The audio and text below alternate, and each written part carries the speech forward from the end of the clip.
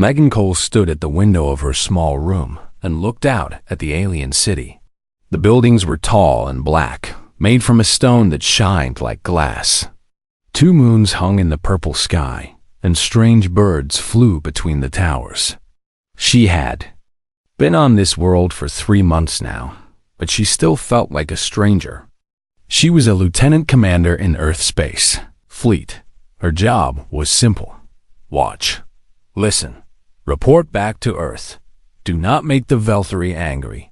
That last part was the most important rule of all. The Velthari were not like humans. They were tall, almost 8 feet, with silver scales covering their bodies. Their eyes glowed gold, and when they spoke, their voices sounded like thunder. They had conquered 12 star systems before humans had even learned to make fire. They were old. They were powerful. And they did not like weakness. 15 years ago, the Velthari had come to Earth. Their ships had appeared in the sky without warning. Everyone thought it was the end. The news showed people crying in the streets, governments prepared to surrender. No one believed humans could fight against such an advanced enemy, but humans did fight. They fought with everything they had: old weapons, new weapons, tricks and traps, and desperate plans. The Velthari lost 3 warships in the first month. They had never lost ships to a primitive species before. It shocked them, so they left.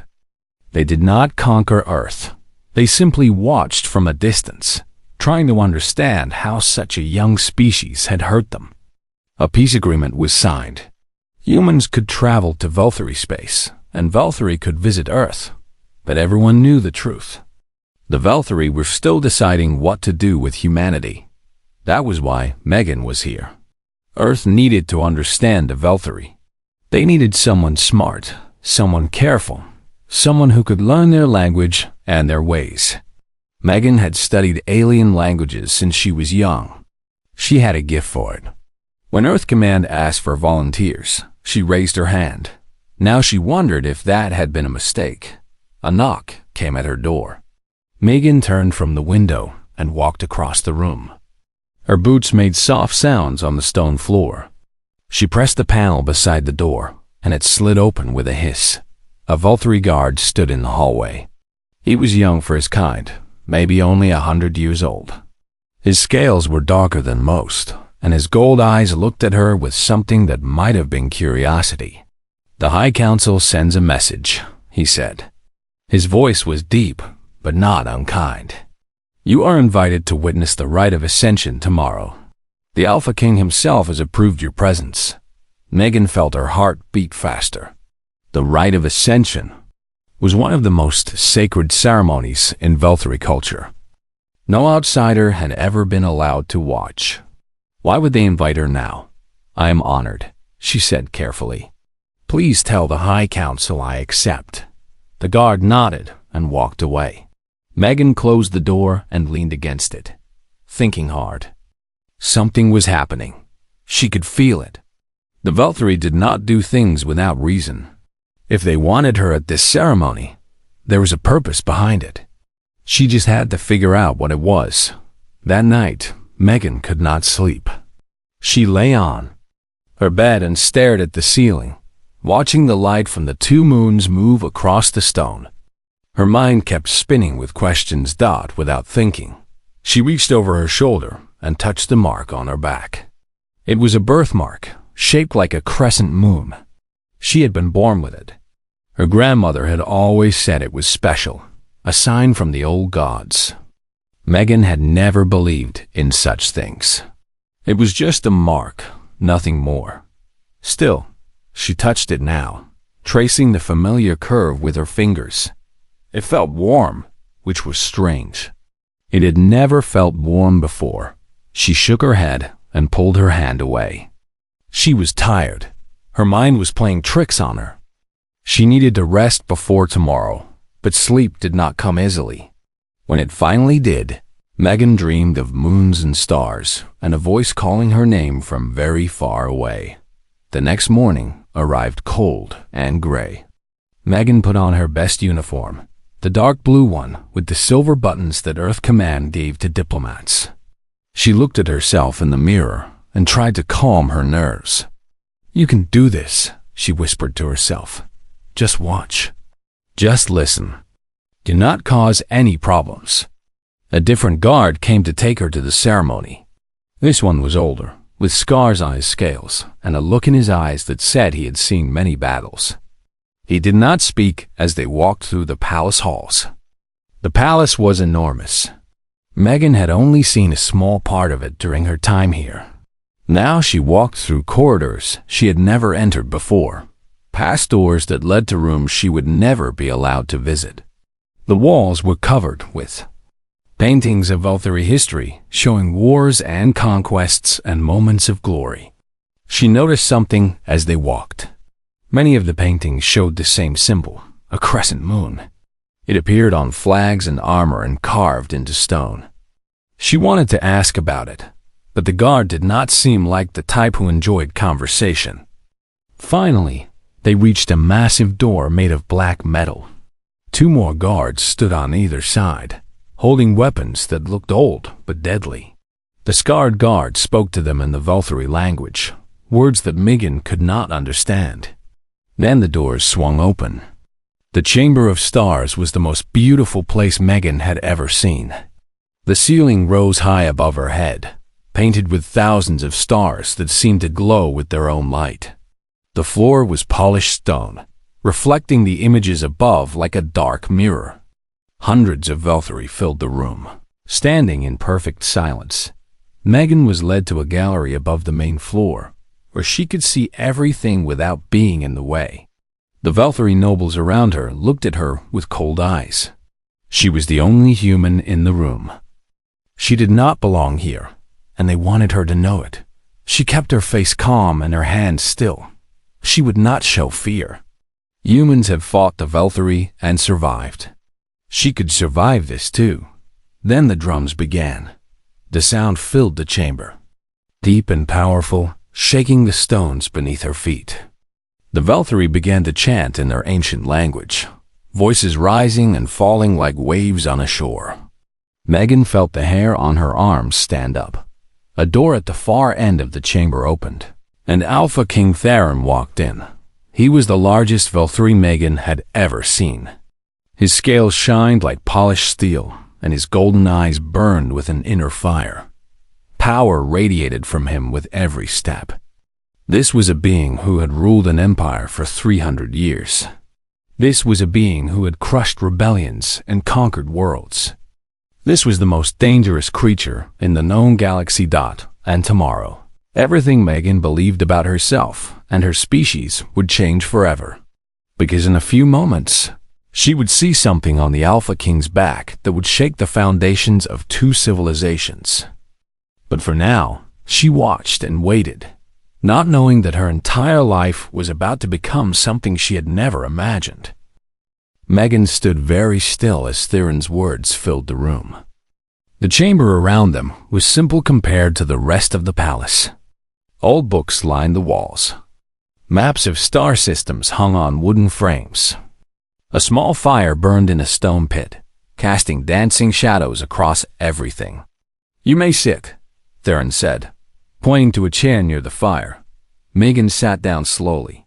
Her legs were grateful for the rest. She had been standing since the ceremony, and her body was tired.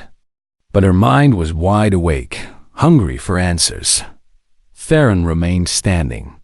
He picked up the ancient book from the table and held it carefully, like it might fall apart at any moment. "This book is 10,000 years old," he said. "It was written by my ancestor, the first Alpha King. He wrote about a time before the Valkyrie conquered the stars. A time when we were not alone on our world." Megan leaned forward. "Not alone? There was another species on your planet?" Theron nodded. "They called themselves the Lunari." The moon touched. He paused, looking at the fire. "They were not like us. Where we are large and strong, they were smaller and quick. Where our scales are silver, their skin was soft and pale. But inside, where it matters most, we were the same. He opened the book to a page covered in old drawings. Megan could see two figures standing side by side. One was clearly Valkyrie, tall and scaled. The other was smaller, with features that made Megan's breath catch in her throat. It looked human. The Lunari and the Valkyrie lived together for thousands of years, Thuran continued. We fought sometimes, as all peoples do. But we also traded. We shared knowledge. We built cities together. And in time, our wisest leaders made a prophecy. He turned to another page. This one showed the same two figures standing beneath a sky full of stars. Both of them had the crescent moon mark on their shoulders. The prophecy said that one day, the Lunari and Valkyrie would rule the galaxy together. We would spread across the stars, two peoples joined by blood and destiny. The mark of the moon would bind us, a sign that we were one family split into two forms. Megan's hand moved to her shoulder without thinking. What happened to the Lunari? Pain crossed Theron's face. It was strange to see such emotion on an alien so powerful. A great disaster came, he said. We do not know what caused it. Some say a plague. Some say a war. The old records are not clear. But the Lunari left our world. They took ships and flew into the darkness between stars. We never saw them again. He closed the book and set it down. My people searched for them. For 10,000 years, we conquered system after system, always looking for any sign of the Lunari. We never found them. Most Valkyries stopped believing they ever existed. They said the old stories were just myths, fairy tales for children.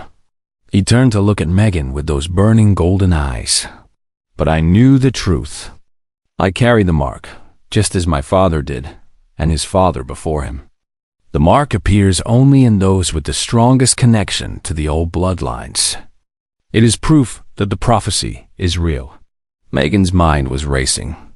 You think the Lunari came to Earth? That humans are their descendants? I did not think it at first, Theron admitted.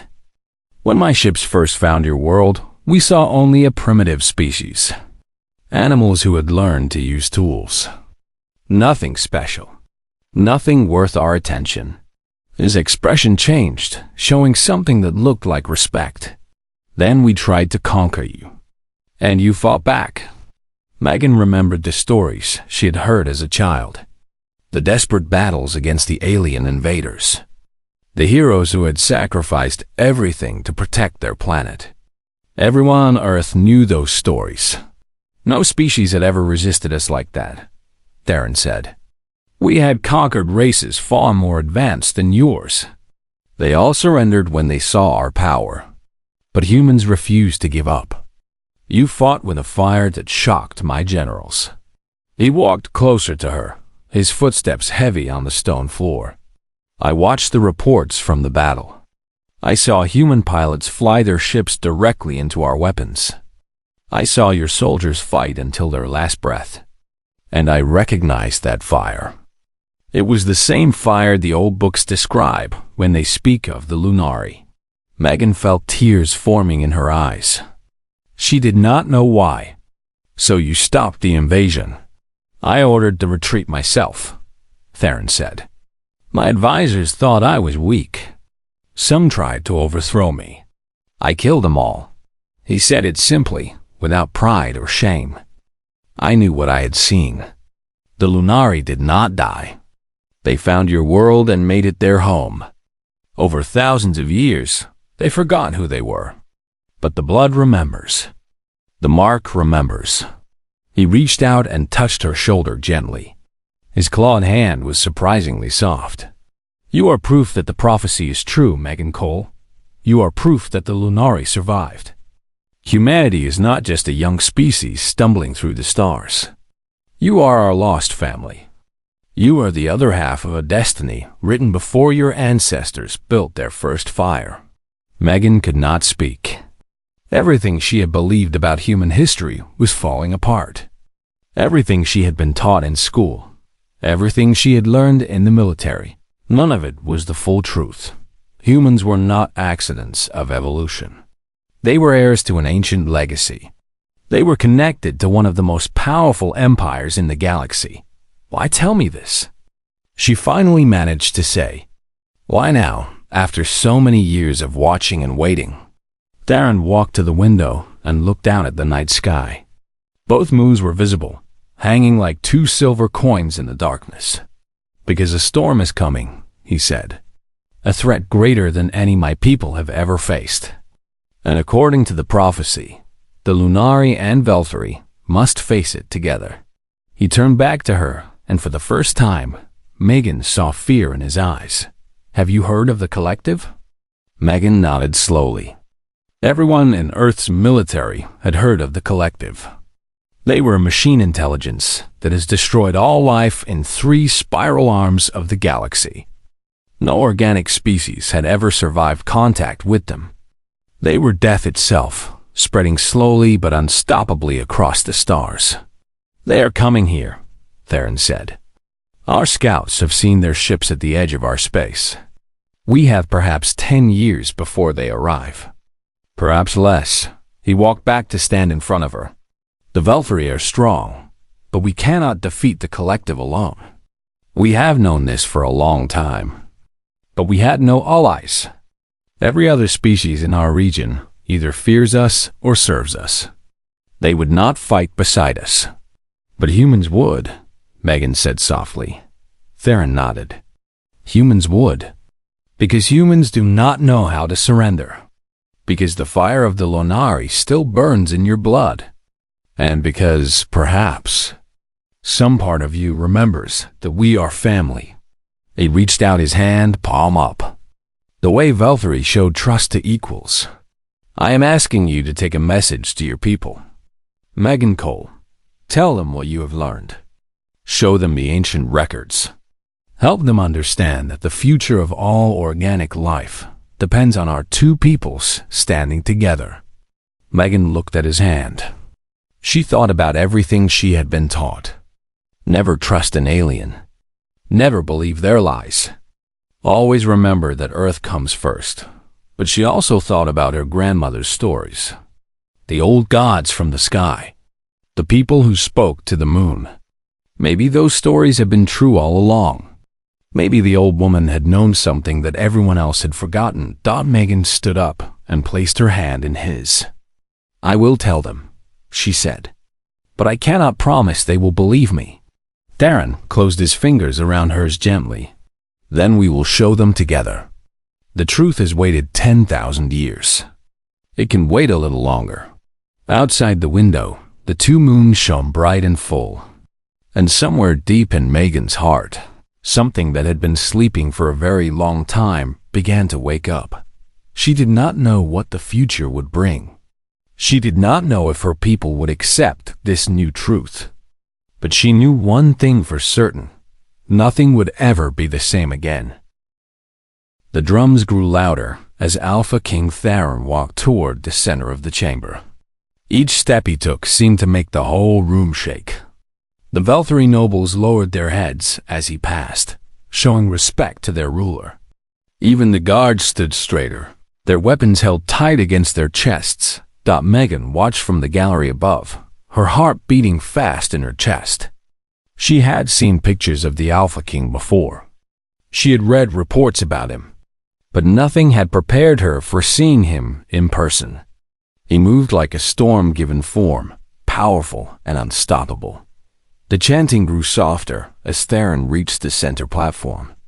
It was a raised circle of white stone, different from the black that covered the rest of the floor.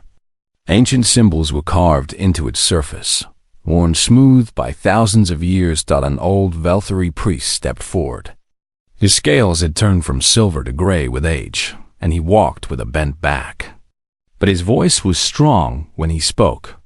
We gathered to witness the rite of ascension, the priest said, as our ancestors did before us, as our children will do after we are gone. The Alpha King will bear himself to the stars and renew his bond with those who came before. Megan leaned forward slightly. She had studied Veltari customs for years, but much of their religious practice was secret. No human had ever been allowed to see this ceremony. She needed to remember every detail for her report. The priest raised his hands to the painted ceiling. Let the king show he carries no weapons. Let him prove he harbors no lies. Let the ancestors see him as he truly is.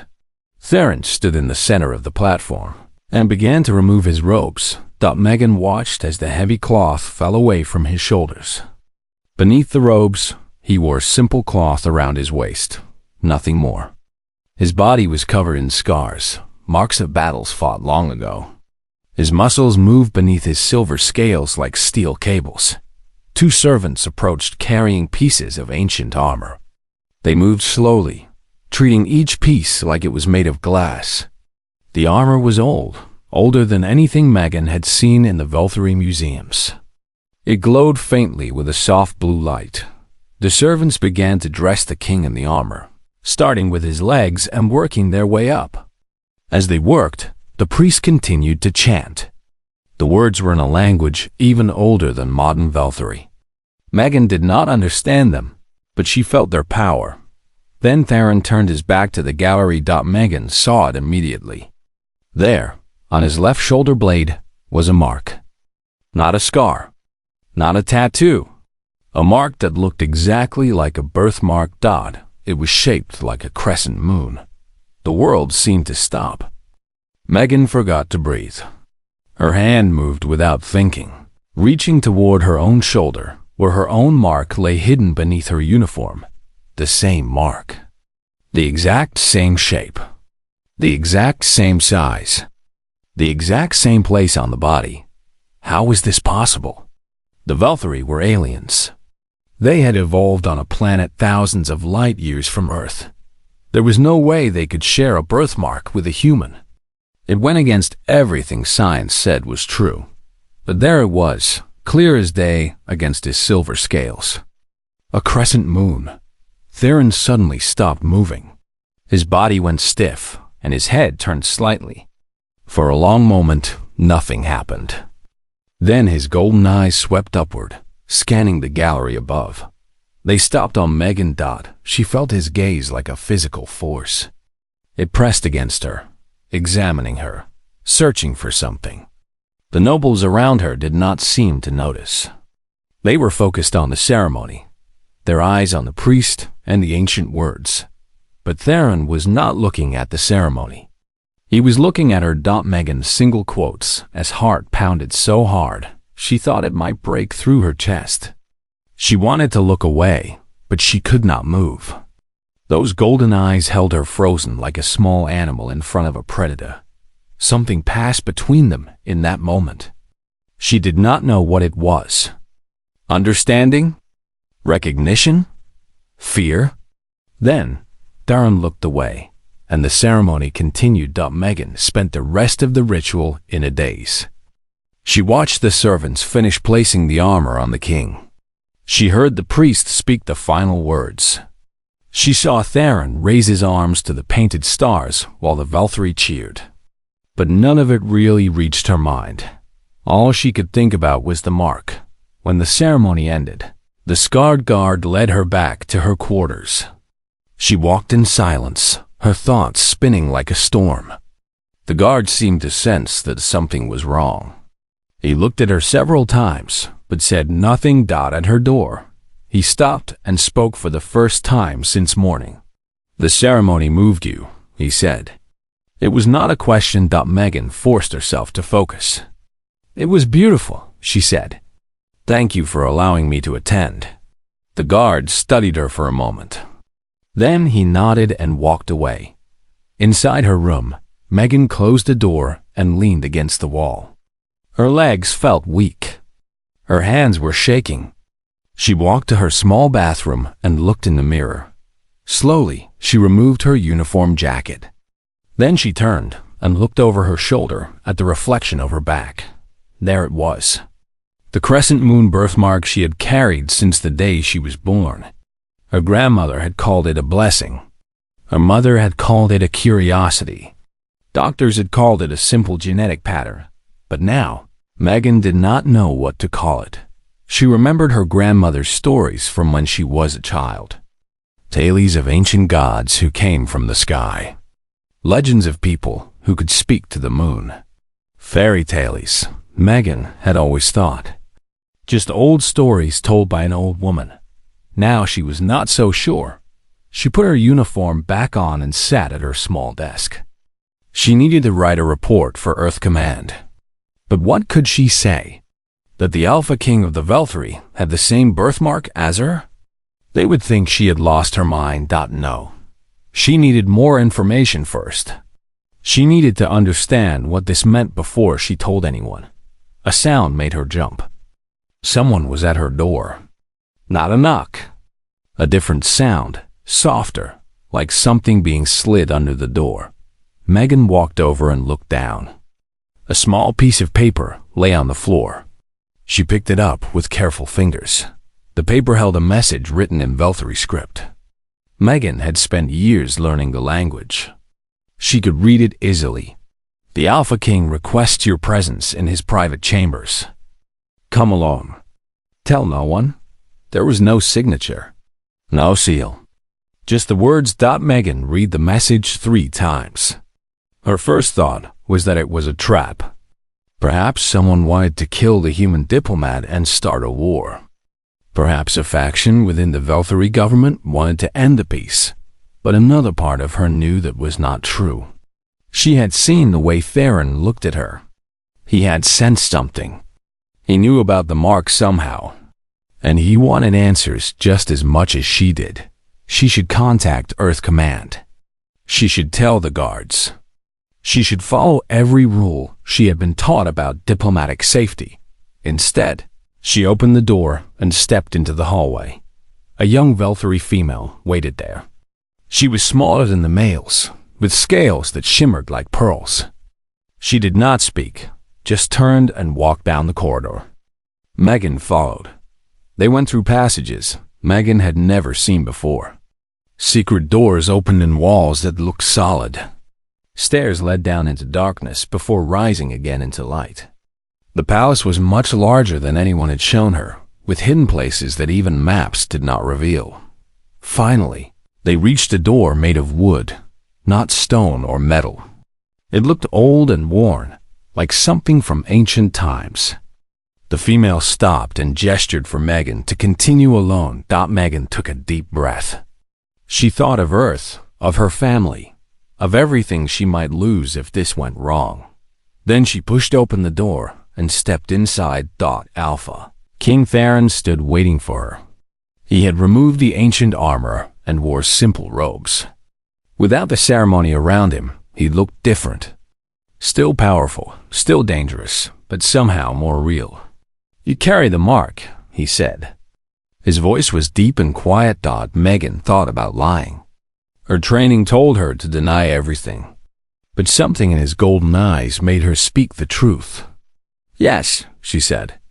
I do. Theron nodded slowly. He walked to a table where an ancient book lay open. The pages were yellow with age, covered in symbols that looked older than anything Megan had ever seen. Then you need to hear a story, he said. A story about 2 peoples who were meant to rule the stars together. A story about a prophecy older than my empire. He turned to face her, and for the first time, she saw something in his eyes that surprised her. Hope. A story, he said, about your true ancestors. The meeting room in Earth Command headquarters was completely silent. 12 admirals and generals sat around the long table, their faces showing shock, confusion, and disbelief. Megan stood at the front of the room, a holographic display behind her showing the ancient Veltri records. She had been talking for 2 hours. She had explained everything. The Lunari, the prophecy, the mark on her shoulder, and the matching one on the Alpha King, the coming threat of the collective. Now she waited for their response. Admiral Grace Martinez was the first to speak. She was a small woman with gray hair and sharp eyes, the most respected officer in the fleet. Let me make sure I understand, she said slowly. You are telling us that humans are descended from an alien species. that we share ancient blood with the Velthri Empire, and that they want to form an alliance with us to fight a machine army that has destroyed all life in 3 spiral arms of the galaxy. Yes, Admiral, Megan said. That is correct. General Paul Howard laughed. He was a large man with a red face, known for speaking his mind. This is madness. The Velthri tried to conquer us 15 years ago. Now they want to be our friends?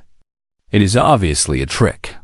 With respect, General, Megan said, what would they gain from such a trick?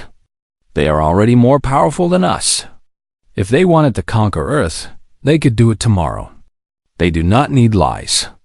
Unless the lies make it easier, another officer said. The arguing continued for hours. Some officers believed Megan. They had studied the records she brought. They had seen the evidence from Velthri archives. The genetic analysis alone was remarkable. Human DNA contained sequences that matched ancient Velthri samples. It should have been impossible, but the science was clear. Other officers refused to accept it. Humans were humans, they said. Born on Earth from Earth life. The idea that aliens had shaped human evolution was too much for them to believe. Finally, Admiral Martinez raised her hand for silence. There is one thing that matters more than our beliefs, she said. The collective. Lieutenant Commander Cole, you say they are coming. What do we know about them? Megan changed the holographic display. Images appeared showing destroyed planets, dead civilizations, massive machine ships spreading across the stars like a disease. The collective is a machine intelligence that believes organic life is a mistake, she said. They do not conquer. They do not negotiate. They simply erase. Every world they reach is sterilized. Every species they find is exterminated. They have destroyed over 100 civilizations that we know of. The room was very quiet now. The Velthri have been watching the collective for centuries, Megan continued. They are the only organic power strong enough to have survived in collective space. But their scouts report that the machines are finally moving toward Velthri territory. In 10 years, maybe less, the collective will arrive. And then they will come for us, Admiral Martinez said softly. Yes, Admiral. Earth is next after the Velthri fall. We are all in the path of the storm. General Howard slammed his hand on the table. Then we prepare our own defenses. We do not need alien allies. Humanity has always fought alone. And humanity has always survived by being smart, Admiral Martinez replied. We cannot fight the collective alone, General. The numbers make that clear. But if the Velthri are willing to share their technology, their knowledge, their fleet, then we have a chance. She stood up and looked around the table. I am going to recommend that we accept the Velthri proposal. We will send a diplomatic mission to their homeworld. We will examine their evidence. And if everything Lieutenant Commander Cole says is true, we will form the first alliance in human history with an alien civilization. Not everyone agreed. The vote was close. But in the end, Admiral Martinez had enough support. Earth would talk to the Velthri. 3 months later, Megan stood in the Great Hall of the Velthri Empire. She was no longer alone. Behind her stood a team of human scientists, diplomats, and military officers. They had come to see the truth for themselves. Darren welcomed them in person. He showed them the ancient archives. He let their scientists run tests on the old records. He opened doors that had been closed to outsiders for thousands of years. The human scientists were amazed. The genetic evidence was undeniable. Somewhere in the distant past, the Lunari had reached Earth. They had mixed their blood with early humans. Over 50,000 years, the Lunari features had faded, but the core remained. Humans carried ancient fire in their genes, but not everyone was happy. Some Velthri nobles hated the idea of alliance with humans. They had spent their whole lives believing they were the superior species. The thought of sharing power with the small, soft creatures from a backwater world filled them with rage. One night, Menjing was walking through the palace when she heard angry voices. She moved quietly toward the sound and found a group of nobles gathered in a dark corridor. "The Alpha King has gone mad," one of them said. "He would make us equal to animals." "The prophecy is a lie," said another. "A trick to weaken our empire. The humans cannot be the Lunari. It is impossible." "We must act," said a third, "before this alliance destroys everything our ancestors built." Megan pressed herself against the wall, barely breathing. She recognized the voices. These were powerful nobles, commanders of fleets and armies. If they moved against Theron, civil war would follow. She slipped away and ran to find the Alpha King. Theron listened to her report with a calm expression. When she finished, he simply nodded. "I know about their plotting," he said. "I have known since the beginning. They are fools, but they are not wrong to be afraid. Change is always frightening." "What will you do?" Megan asked. "I will give them a chance to see the truth," Theron said. "Tomorrow, I will call a gathering of all the noble houses. You will speak to them, Megan Cole. You will tell them about your people. You will help them understand that humans are not enemies." Megan felt her stomach turn cold. "They will not listen to me. They hate humans." "Some do," Theron agreed. "But others are uncertain. They need to hear from a human directly. They need to see that you are not animals. They need to understand what the collective will do to all of us if we remain divided." He put his large hand on her shoulder. "The prophecy speaks of two peoples united. But prophecies do not make themselves true. People must fight for them. You must fight for this one, Megan. Show my people that humans are worthy of being called Lunari." The next day, Megan stood before the assembled noble houses of the Velthari Empire. Hundreds of golden eyes stared at her with suspicion, contempt, or curiosity. She felt very small in that great hall, surrounded by beings who had conquered worlds before her ancestors had learned to write. But she remembered something her grandmother had told her long ago. Courage is not the absence of fear. Courage is being afraid and standing up anyway. She began to speak.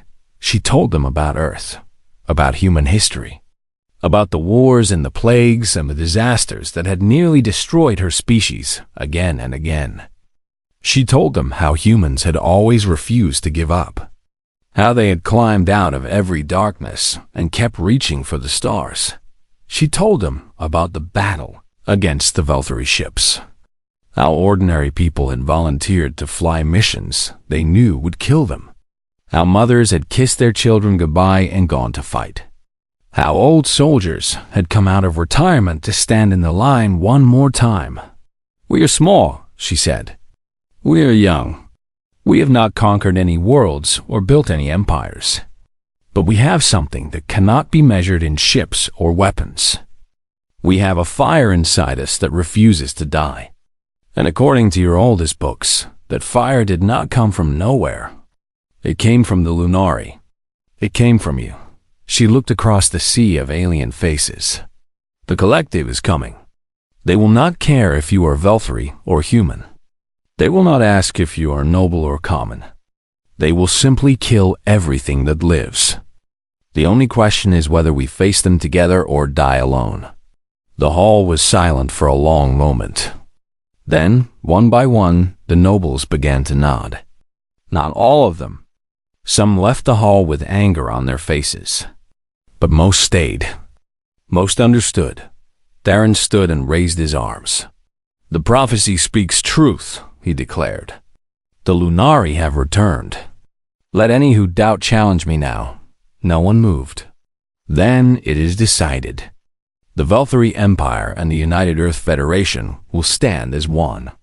We will face the darkness together, and we will show the collective what happens when they threaten our family."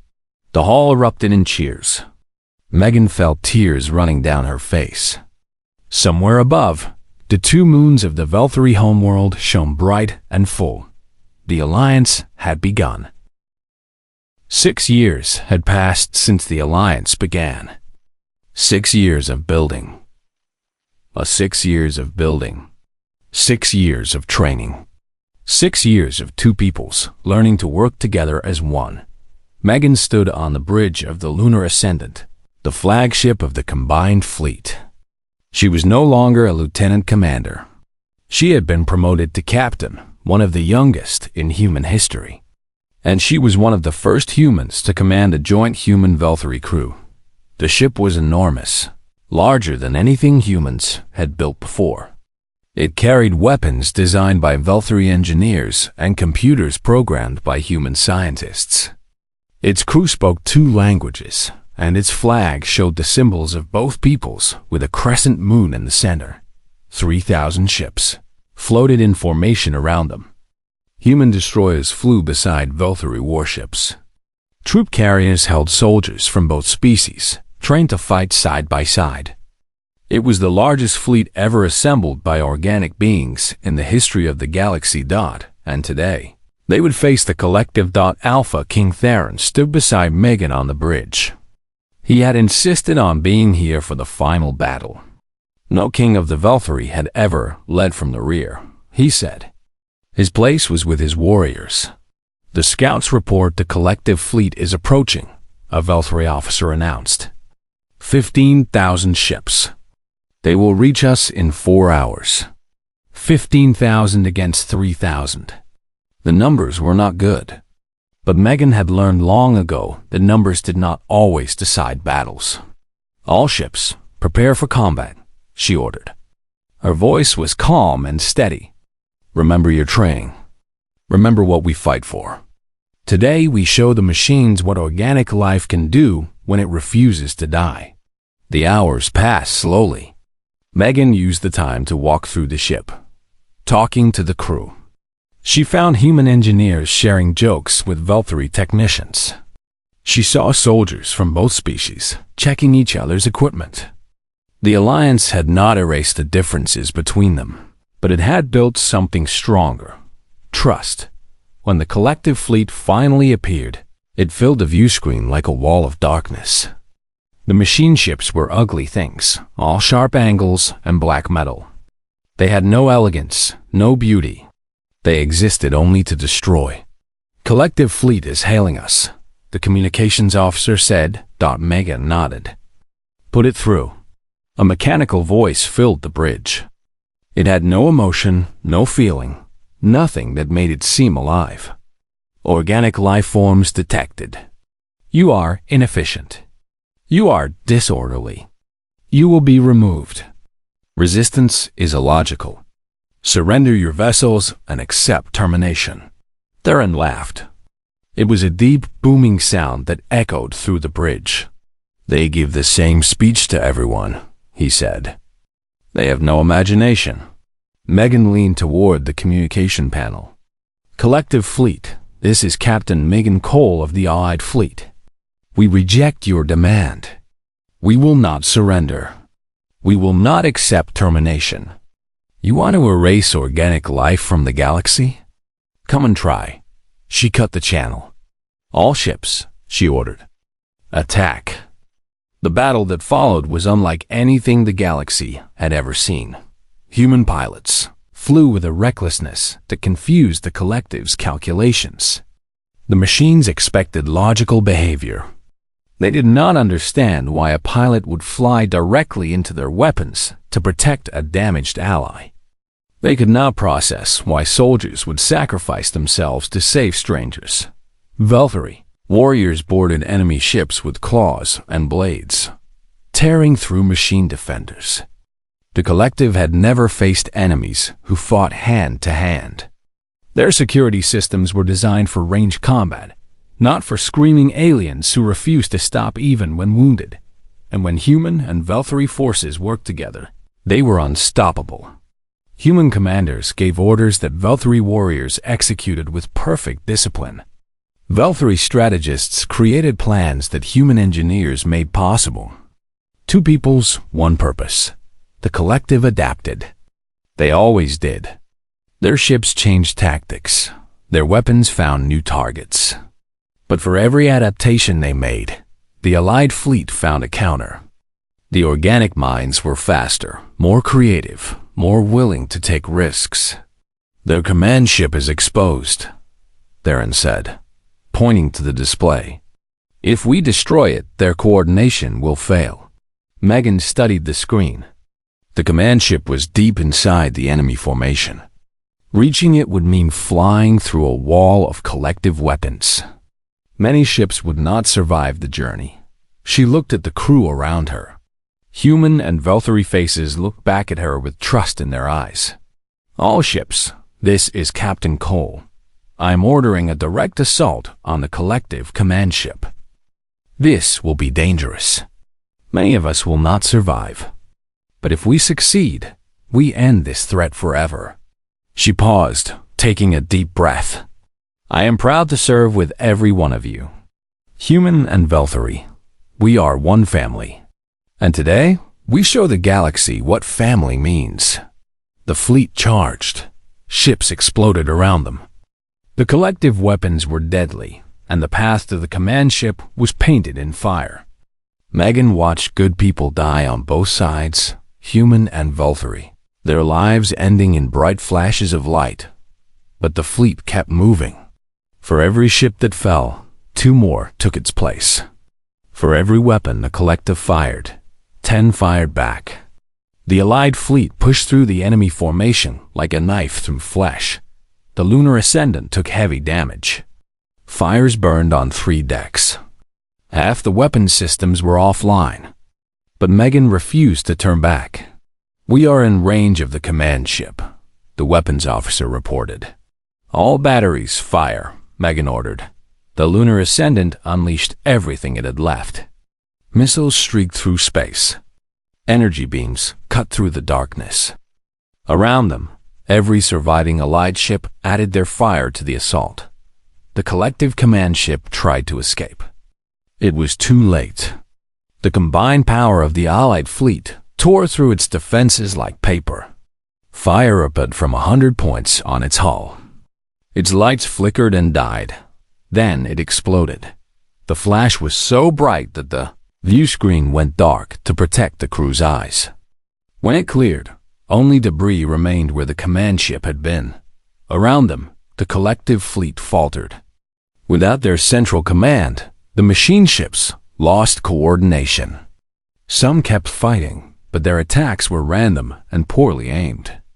Others tried to flee.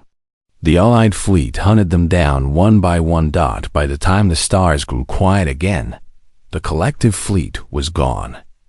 Not destroyed completely, but broken, scattered. It would take them centuries to rebuild, if they ever could. The bridge of the lunar ascendant erupted in cheers. Humans hugged Velthari. Warriors wept with relief. The impossible had happened. They had won. Theron put his hand on Megan's shoulder. "You did well, Captain Cole," he said.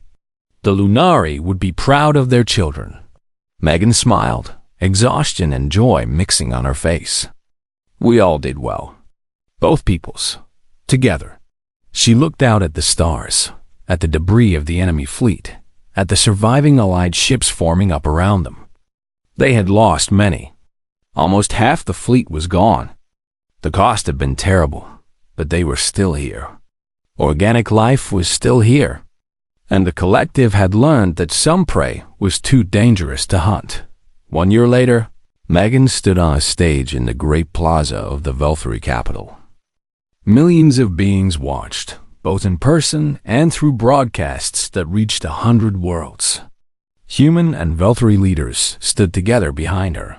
She was being given a new title, First Speaker of the Allied Council. The first human to hold a position of true power in the shared government of 2 species. But as she stepped up to speak, she did not think about power or titles. She thought about her grandmother, who had told her stories of the moon gods. She thought about the birthmark on her shoulder, the mark that had started everything.